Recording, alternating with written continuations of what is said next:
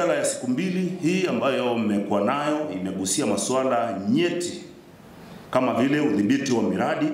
na taratibu za ufuatiliaji, lakini pia na mifumo ya usalama na afya kazini, usalama wa moto katika miradi ya ujenzi, uendelevu wa mazingira na tathmini na athari zake, lakini pia na udhibiti wa maadili ya kitaaluma na matumizi ya teknolojia za kisasa katika ufuatiliaji wa miradi. Yote hii imeweza kupita katika umahiri mkubwa sana. Lakini majadiliano haya pia yameonyesha dhamira ya kweli ya wataalamu wa sekta ya ujenzi katika kuchangia kikamilifu katika dira ya taifa ya maendeleo ya mwaka 2050 kwa kuzingatia ubora, uwajibikaji, lakini pia na zaidi na uadilifu. Natoa pongezi maalum sana kwa Mheshimiwa Katibu Mkuu wa Wizara ya Ujenzi, Mhandisi Balozi Aisha Amur,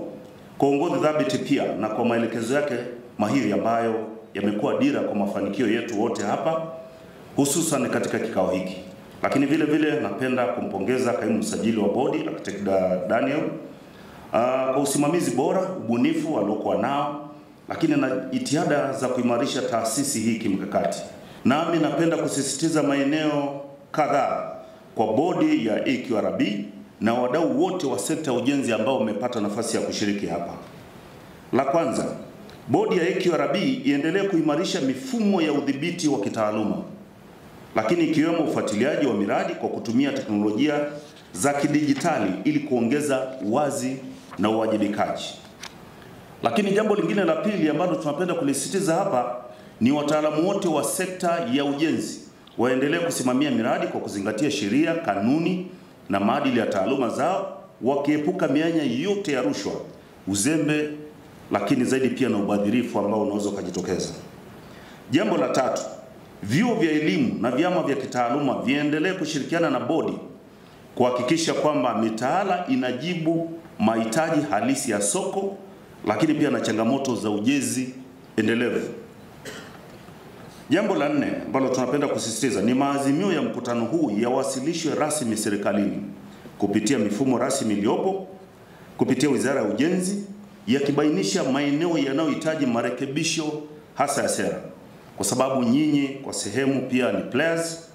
lakini pia na kanuni na miongozo kwa ajili ya utekelezaji wa kudumu, hasa katika maeneo ambayo tunahitaji hayo marekebisho yaweze kufanyika kwa haraka. Lakini pia serikali itaendelea kuunga mkono hizo juhudi zote kama ambavyo nimeendelea kutangulia kusema za EQRB, kilenga kukuza uwajibikaji na weledi wa wataalamu wa ndani, hususan katika kipindi hiki cha maandalizi ya uchaguzi mkuu wa 2025